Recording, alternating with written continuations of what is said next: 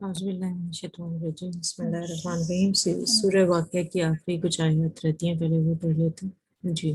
جی، اور اپنے حصے میں یہی لیتے ہو کہ جٹلاتے پھرو، بس جب کہ روح نرخری تک پہنچ جائے اور تم اس وقت آنکھوں سے دیکھتے رہو، اور ہم اس شخص سے زیادہ بنسبت تمہارے بہت زیادہ قریب ہوتے ہیں لیکن تم نہیں دیکھ سکتے، بس اگر تم کسی کے زیر فرمان نہیں اور اس قول میں سچے ہو تو ذرا اس روح کو تو لٹاؤ، بس جو کوئی بارگاہ الہی سے قریب کیا ہوا ہوگا اسے تو راحت ہے اور غذائے ہیں اور آرام والی جنت ہے، اور جو شخص داہنے ہاتھ والوں میں سے ہے تو سلامتی ہے تیرے لیے اور کہ داہنے والوں میں سے ہوں، اور لیکن اگر کوئی جٹلانے والوں گمراہوں میں سے ہے تو کھولتے ہوئے گرم پانی کے مہمانی ہیں اور دوزخ میں جانا ہے، یہ خبر سراسر حق اور قطعاً یقینی ہے، بس تو اپنے عظیم الشان پروردگار کی تسبیح کر۔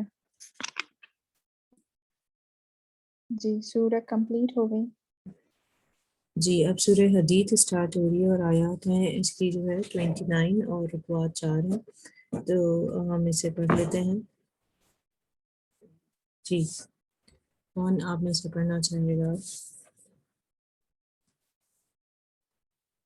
کیونکہ صرف آئی تھنک اسی سورہ پہ جو ہے یہ جو 4 رکوعات ہیں اس پر انشاءاللہ تعالی ہمارا آج کا پارہ کمپلیٹ ہو جائے گا۔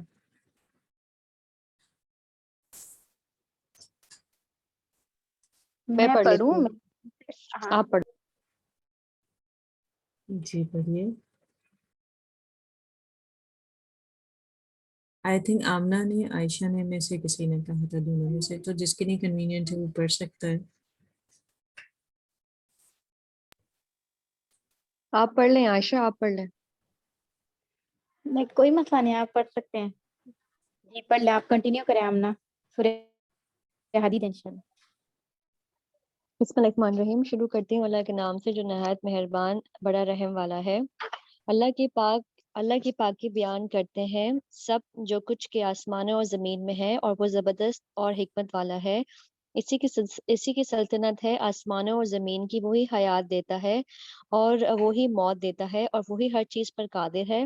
سب مخلوق سے وہی پہلے ہے اور وہی پیچھے اور وہی ظاہر ہے اور وہی مخفی ہے اور ہر چیز کا خوب جاننے والا ہے۔ وہ ایسا ہے کہ اس نے آسمان اور زمین کو 6 روز کی مقدار میں پیدا کیا، پھر تخت پہ قائم ہوا۔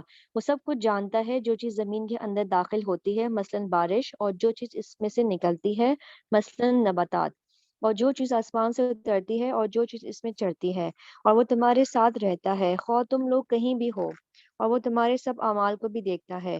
اسی کی سلطنت ہے آسمانوں اور زمین کی، اور اللہ ہی کی طرف سب امور لوٹ جائیں گے۔ وہی رات کو دن میں داخل کرتا ہے جس سے دن بڑا ہو جاتا ہے، اور وہی دن کو رات میں داخل کرتا ہے جس سے رات بڑی ہو جاتی ہے، اور وہ دل کی باتوں تک کو جانتا ہے۔ تم لوگ اللہ پر اور اس کے رسول صلی اللہ علیہ وسلم پر ایمان لاؤ، اور ایمان لا کر جس مال میں تم کو اس نے قائم مقام کیا ہے اس میں سے اس کی راہ میں خرچ کرو۔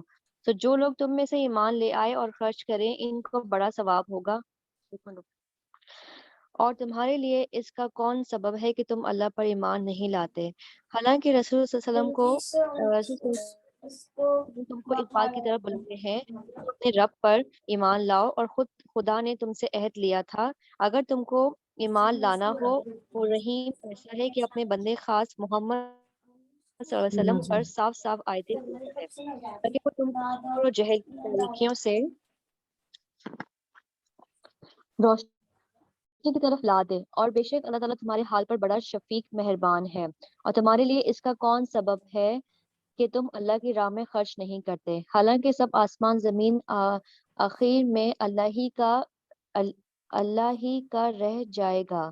جو لوگ فتح مکہ سے پہلے فی سبیل اللہ خرچ کر چکے اور لڑ چکے برابر نہیں، وہ لوگ درجے میں ان لوگوں سے بڑے ہیں جنہوں نے فتح مکہ کے بعد میں خرچ کیا اور لڑے، اور یوں اللہ تعالیٰ نے بھلائی یعنی ثواب کا وعدہ سب سے کر رکھا ہے، اور اللہ تعالیٰ کو تمہارے سب اعمال کی پوری خبر ہے۔ کوئی شخص ہے جو اللہ تعالیٰ کو اچھی طرح قرض کے طور پر دے، پھر خدا تعالیٰ اس دیے ہوئے کے ثواب کو اس شخص کے لیے بڑھاتا چلا جائے، اور اس کے لیے اجر پسندیدہ ہے۔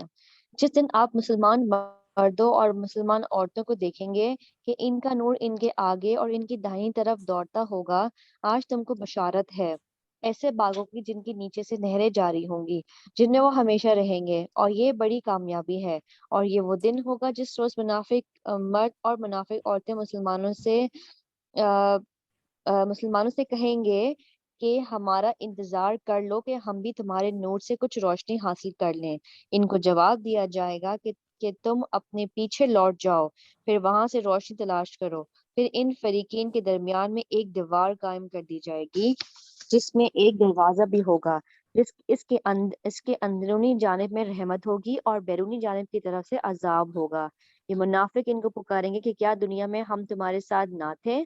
وہ مسلمان کہیں گے کہ ہاں تھے تو صحیح، لیکن تم نے اپنے کو گمراہی میں پھنسا رکھا تھا، اور تم منتظر رہا کرتے تھے اور شک رکھتے تھے، اور تم کو تمہاری بےہودہ تمناؤں نے دھوکے میں ڈال رکھا تھا، اور یہاں تک کہ تم پر خدا کا حکم پہنچا اور تم کو دھوکے دینے والے یعنی شیطان نے اللہ کے ساتھ دھوکے میں ڈال رکھا تھا۔ غرض آج نہ تم سے کوئی معاوضہ لیا جائے گا اور نہ کافروں سے، تم سب کا ٹھکانہ دوزخ ہے، اور وہی تمہارا رفیق ہے، اور وہ واقعی برا ٹھکانہ ہے۔ کیا ایمان والوں کے لیے اس بات کا وقت نہیں آیا کہ ان کے دل خدا کی نصیحت کے اور جو دین حق نازل ہوا ہے اس کے سامنے جھک جائیں، اور ان لوگوں کی طرح نہ ہو جائیں جن کو ان کے قبل کتاب آسمانی ملی تھی، یعنی یہود و نصارہ۔ پھر ایسی حالت میں ان پر دار از گزر گیا پھر ان پر زمانے دراز گزر گیا اور توبہ نہ کی، پھر ان کے دل خوب ہی سخت ہو گئے، اور بہت سے آدمی ان میں کہ آج کافر ہیں۔ یہ بات جان لو کہ اللہ تعالیٰ زمین کو اس کے خشک ہوئے پیچھے زندہ کر دیتا ہے۔ ہم نے تم سے اس کی نظائر بیان کر دیے ہیں تاکہ تم سمجھو۔ بلا شبہ صدقہ دینے والے مرد اور صدقہ دینے والی عورتیں اور یہ صدقہ دینے والے اللہ کو خلوص کے ساتھ قرض دے رہے ہیں، اور صدقہ ان کے لیے بڑھا دیا جائے گا، اور ان کے لیے اجر پسندیدہ ہے۔ اور جو لوگ اللہ پر اور اس کے رسول پر ایمان رکھتے ہیں، ایسے لوگ اپنے رب کے نزدیک صدیق اور شہید ہیں۔ ان کے لیے جنت میں ان کا اجر خاص اور صراط پر ان کا نور خاص ہوگا، اور جو لوگ کافر ہوئے اور ہماری آیتوں کو جھٹلایا یہی لوگ دوزخی ہیں۔ تم خوب جان لو کہ آخرت کے مقابلے میں دنیاوی حیات محض لہو لعاب اور ایک ظاہری زینت اور باہم ایک دوسرے پر فخر کرنا اور اموال اور اولاد میں ایک دوسرے سے زیادہ بتلانا ہے، جیسے مینا ہے کہ اس کی پیداوار کاشتکاروں کو اچھی معلوم ہوتی ہے، پھر وہ خشک ہو جاتی ہے تو اس کو تو زرد دیکھتا ہے، پھر وہ چورا چورا ہو جاتی ہے۔ اور آخرت کی کیفیت یہ ہے کہ اس میں عذاب شدید ہے اور خدا کی طرف سے مغفرت ہے اور رضامندی ہے، اور دنوی زندگانی محض دھوکے کا اسباب ہے۔ تم اپنے پروردگار کی مغفرت کی طرف دوڑو، اور نیز ایسی جنت کی طرف جس کی وسعت آسمان اور زمین کی وسعت کے برابر ہے، وہ ان لوگوں کے واسطے تیار کی گئی ہے جو اللہ تعالیٰ اور اس کے رسول صلی اللہ علیہ وسلم پر ایمان رکھتے ہیں۔ یہ اللہ کا فضل ہے، وہ اپنے فضل جس کو چاہے عنایت کرے، اور اللہ بڑے فضل والا ہے۔ کوئی مصیبت نہ دنیا میں آتی ہے نہ خاص تمہارے جانوں میں، مگر وہ ایک کتاب ہے یعنی لوح محفوظ میں لکھی ہے، قبل جی اس کے کہ ہم ان جانوں کو پیدا کریں۔ یہ اللہ کے نزدیک اس آیت کو آپ نوٹ کر لیجئے جو آسان 22 ہے، کہ آپ دیکھیں کہ اس کے اندر اللہ تعالیٰ کہہ رہے ہیں کہ جو بھی چیز آتی ہے، جیسے ابھی ہم دیکھ رہے ہیں کہ کووڈ پھیلا ہوا ہے، تو یہ بغیر اللہ کی اجازت کے کچھ بھی نہیں آتا۔ کوئی جو کہا جاتا ہے کہ یہ انسان کا بنا ہوا وائرس ہے، ٹھیک ہے ہوگا ضرور، لیکن اللہ کی اجازت کے بغیر وہ بھی نہیں پھیل سکتا تھا۔ تو یہ وہی بات یہاں پر کہی جا رہی ہے کہ جو بھی کچھ ہوتا ہے انسان کے ساتھ وہ سب لکھا ہوا ہے۔ اور اس کے بعد والی آیت جو آ رہی ہیں 2، وہ بھی آپ نوٹ کر لیجئے گا۔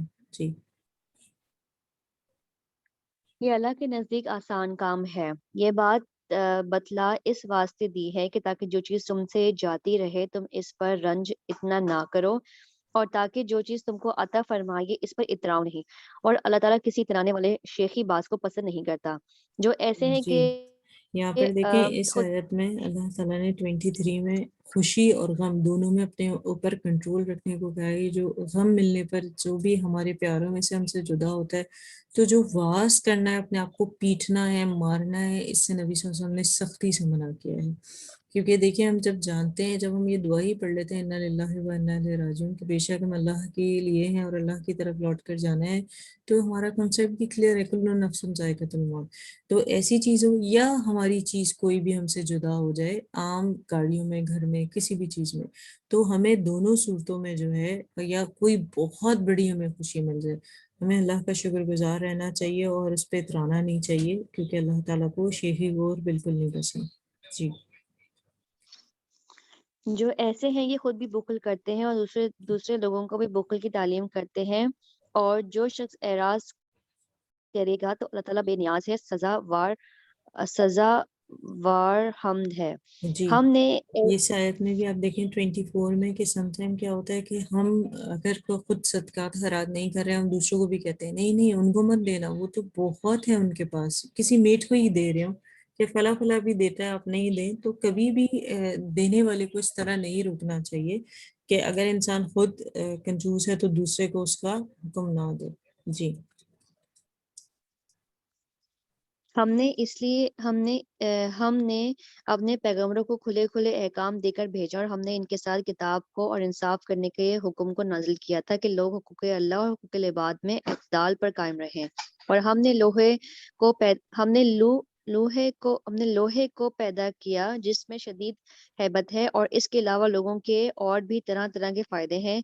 और इसलिए लोहा पैदा किया ताकि अल्लाह ताला जान ले के बे देखे इसकी और इसके रसूलों की, यानी दीन की कौन मदद करता है। जी, अल्लाह यहाँ पर ताला देखें कौमी कि और लोहा जो है उसी से तलवारें, आप देखें सारी चीजें उसी से बनती हैं। अगर आपने देखा हो कि बंदूक हो या नेजे हो या गन हो या एटम बम हो या जंगी जहाज हो, जितनी भी चीजें सब उसी से बनती हैं। आजकल जो रॉकेट बन रहे हैं वो भी, तो कहा जा रहा है कि एक्चुअली ये जो लोहा है ये दिफा करता है आपका दुश्मनों से, तो उसकी अहमियत बताई जा रही है यहाँ पर। जी। हाँ, अल्लाह ताला कौमी और जबरदस्त है। हमने नूह अलैहिस्सलाम और इब्राहीम अलैहिस्सलाम को पैगंबर बनाकर भेजा, और हमने इनकी औलाद में पैगंबरी और किताब जारी रखी। सो इन लोगों में बाज़े तो हिदायत याफ्ता हुए, और बहुत से इनमें नाफरमान थे। फिर इनके बाद और रसूलों को जो के साहिब शरीयत मुस्तकाला ना थे, यके बाद दीगर भेजते रहे। और इनके बाद ईसा अलैहिस्सलाम इब्ने मरियम अलैहिस्सलाम को भेजा, और हमने इनको इंजील दी। और जिन लोगों ने इनका इंतबाह किया था, हमने इनके दिलों में शफकत और तरहम पैदा कर दिया। और इन्होंने रहबानियत को रहबानियत। खुद एजाद रहबानियत को खुद एजाद कर लिया। जी, हमने इन पर यहाँ पर इसको देखिए वाजिब क्या ना किया बताया था। जा रहा है कि इंसान के दिल में रहम दिली होना, शफकत होना, ये अल्लाह की नेमतों में से एक है। दूसरा, आप अगर जानते हैं क्रिश्चियन के बारे में, जो चर्च में नैनीज होती हैं, उनका तरीक़ेकार ये होता है कि वो अब उनका ये डिसाइड हो जाता है, मर्द हो या औरतें, कि वो कभी भी किसी से शादी नहीं करेंगे। तो ये जो है रहबानियत कहलाती है। रहबानियत क्या है कि तर्क दुनिया आप कर लें और लोगों से बिल्कुल फारिग होकर आप कहें कि बस मैंने अपने आप को अल्लाह के लिए यकसू कर लिया। जैसे आप यूं समझ सकते हैं कि टेम्परेरी हमें सिर्फ पूरे साल के अंदर 10 दिन एहतिकाफ में जिस तरह हम पूरे कट के लोगों से बैठ जाते हैं, वो तो सुन्नत है कि आप, क्योंकि शब कदर की रातें हैं, तो आप उसमें इबादत करें और नेकियां कमा रहे हैं। लेकिन आप लाइफ टाइम अगर ऐसा करें तो ये गलत है। अगर आप देखें, इसकी इस हवाले से बात हो रही है, तो मैं ज़रूर ये बात करना चाहूँगी कि वैलेंटाइंस डे जो मनाया जाता है आज, इतना अहम हो गया वो 14 फरवरी को, उसकी भी यही हिस्ट्री है कि क्योंकि नैनीज जो होती हैं वो शादी नहीं करती होती। उसकी अगर आप हिस्ट्री उठाकर देखें तो वैलेंटाइन एक कैदी होता है, उससे उनके साथ उनकी कुछ इस तरह हो जाता है कि हम शादी और इस तरह का सिलसिला करें। लेकिन क्योंकि उसका जो वालिद होते हैं वो जेलर होते हैं, वो क्या करते हैं, वैलेंटाइन जो लड़का होता है उसको एक पानी के जहाज में भेजते हैं और उस पूरे जहाज को ही आग लगवा देते हैं। और वो लड़का जो है ये लिखता है यूर वैलेंटाइन, लास्ट में पूरा एक لو لیٹر لکھنے کے بعد. تو اس طرح وہ بنیاد پڑی ویلنٹائن ڈے کی. آپ سوچیں جس کی بنیاد کیسی ہے, جو آج کا معاشرہ جو ہے وہ عام طور پہ منا رہا ہے. اور افسوس کے ساتھ مجھے یہ کہنا پڑتا ہے کہ پہلے یہ نان مسلم مناتے تھے اور اب ہمارا بھی تہوار بن گیا, اور ہم اور آپ یہ کہنے لگے کہ محبتیں بانٹنے کا تہوار ہے. اگر ہم ذرا لباس میں کلر ریڈ پہن لیتے ہیں یا گھر سجا لیتے ہیں یا کیک کاٹ لیتے ہیں, اس میں کیا جاتا ہے؟ اس میں یہ جاتا ہے کہ دین آپ کے ہاتھ سے نکل جاتا ہے. جو ہمارے دین کا حصہ نہیں ہے اس کو منانا غلط ہے. وہ آپ دیکھیں نا, دین میں ہی نئی چیز پیدا کی, اس میں تو عبادت کریں. شب برات اور شب معراج میں, شب برات اور شب معراج میں جو عبادت کر رہے ہوتے, اس میں آپ دیکھیں عبادت ہی کی جا رہی ہے, روزے رکھا جا رہا ہے, لیکن وہ بدعت ہے. بدعت گمراہی ہے. گمراہی جو ہے وہ آپ کو جہنم میں لے جاتی ہے. تو یہ تو ایک بالکل ہی مشابہت ہے دوسری قوم کی, تو اس سے منع کیا گیا. اور یہ جو طریقہ کار ہے ان کا, اس سے بھی منع کیا گیا. ہم نے دیکھا حضرت داؤد کا جب قصہ آیا تھا کہ وہ سب سے کٹ کر اپنے قلعے میں بند ہو گئے, تو ان کو بھی وہ جو 99 اونٹ ایک کے پاس, بھیڑیاں ایک کے پاس تھی اور ایک کے پاس ایک تھا, اور وہ کہتا تھا کہ اسے مجھے دے دیں. وہ معاملہ جو پیش آیا وہ اس لیے آیا تھا کہ وہ انہوں نے سوچا تھا کہ میں اب کٹ کے صرف اللہ کو یاد کروں. تو اللہ تعالیٰ نے انہیں بتایا کہ تم بادشاہ ہو, تمہیں ایک نبی بنایا ہے, دنیا کی چیزیں بھی تمہیں دیکھنی ہے اور تمہیں مجھے بھی یاد کرنا ہے. ہمیں اشرف المخلوق بھی اس لیے ہی بنایا گیا ہے کہ ہم دین کے ساتھ دنیا کو ساتھ دے کے چلیں. اگر ہم کسی ایک کو بھی چھوڑ دیتے ہیں تو غلط ہے. فار ایگزامپل کچھ لوگ اگر آپ دیکھیں, ان میں 3 طرح کی کیٹیگری ہے. ایک وہ لوگ ہیں جو صرف دنیا کے حساب سے اپنے آپ کو چلا رہے ہیں, ان کی آخرت اللہ اور دوسری چیزوں کا کانسیپٹ ہی ان کا ختم ہو گیا. دوسرے وہ لوگ ہیں صرف دین کی طرف چل رہے ہیں. اب جو صرف دین کی طرف چل رہے ہیں ان کا کیا ہے کہ دنیا میں تھوڑی 19-20 ہو گیا تو دنیا تو ہے ہی. انسان ہو رہی ہے. اچھا ٹھیک ہے, جزاک اللہ.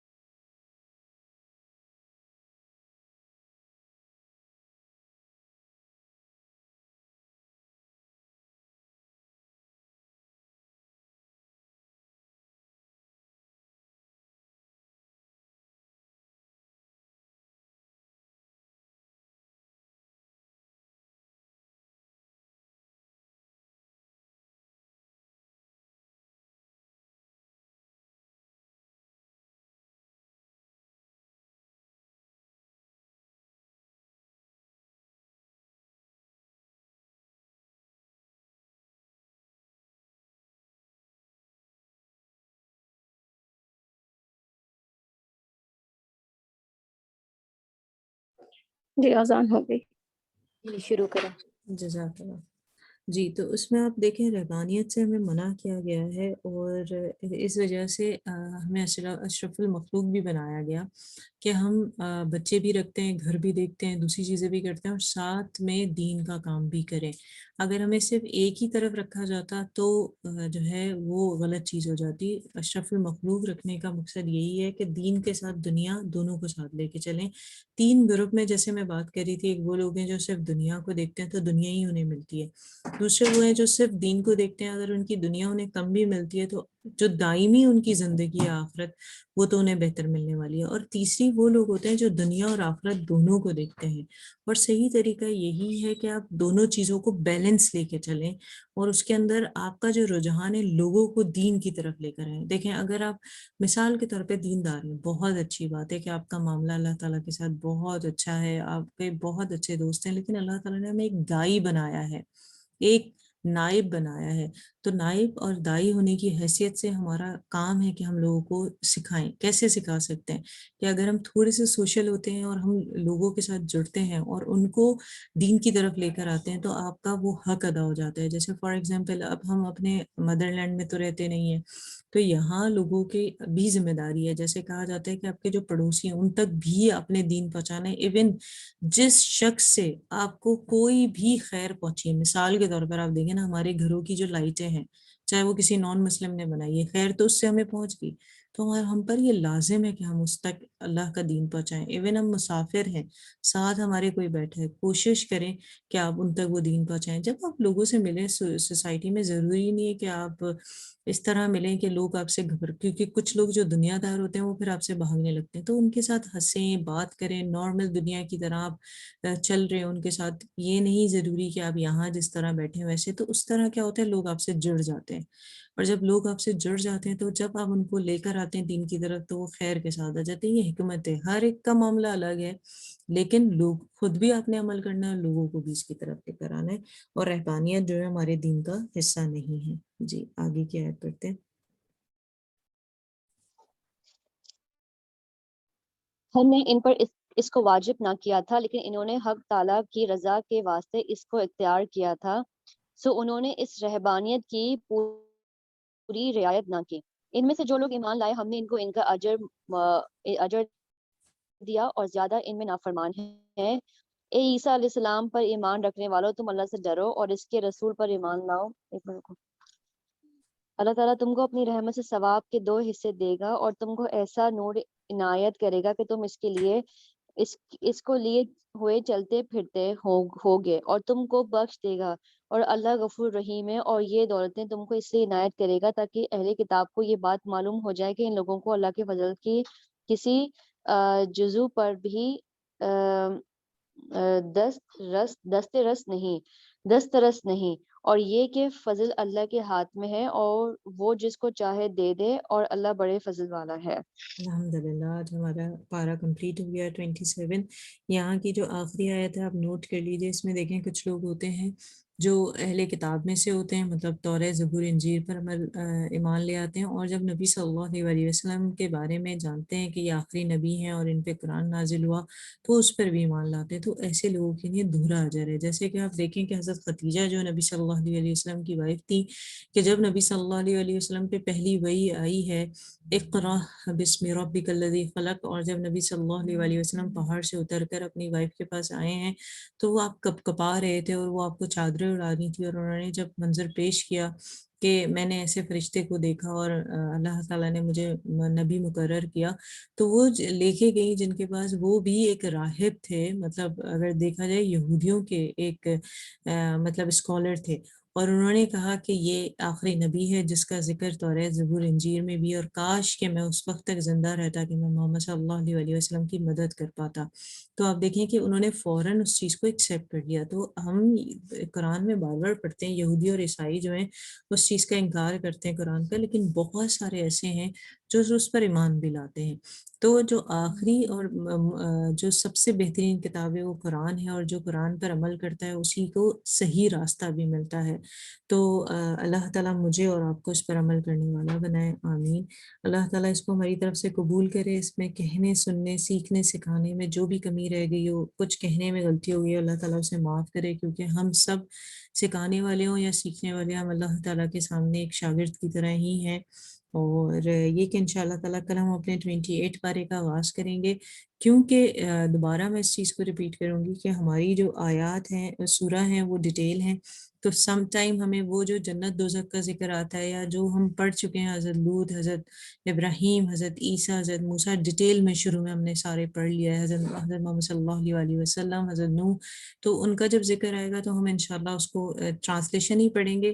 جو بہت ضروری مطلب ایسی آیات ہیں جو نہیں آ رہی ہیں تو ان پر ہم ذکر کرتے جائیں گے، تاکہ ہم اپنے ٹائم کے اکارڈنگلی اسے پڑھ لیں. کیونکہ ظہر کا جو ٹائم ہے وہ فرض نماز کا ٹائم ہے، اور ہم جو یہ چیز کر رہے ہیں سیکھنے سکھانے والی، یہ اپنی جگہ اہمیت رکھتی ہے، لیکن فرائض ان کے وقت پر ادا کی جائے. تو ہم سب دعا کر لیتے ہیں تاکہ پھر ظہر کی نماز پڑھیں. اللهم انس فاشتي في قبري اللهم ارحمني بالقران العظيم واجعله لي اماما ونورا وهدى ورحمه اللهم زكني منه ما نسيت وعلمني منه ما جهل وارزقني تلاوته وانا الليل وانا النهار واجعله لي حجة يا رب العالمين. آپ سب کو میری طرف سے السلام علیکم. کل آپ سب ضرور اسماء حسنہ یاد کر آئیے گا، تمام لوگ، جو بھی آپ کی تعداد ہے اس میں اضافہ کر کے. یا تو آپ مجھے ٹائم کو سیو کرنے کے لیے اگر آپ مجھے بھیج سکتے ہیں وائس میسج ویسے بھیج دیجیے گا اسماء حسنہ کا، تاکہ مجھے آئیڈیا ہو اور مجھے پتہ ہو کہ سنڈے کو پھر مجھے کن کن سے سننا ہے، مطلب ڈیلی بیسس پر انشاءاللہ تعالیٰ. تو سب کو میری طرف سے السلام علیکم، جزاک اللہ خیر.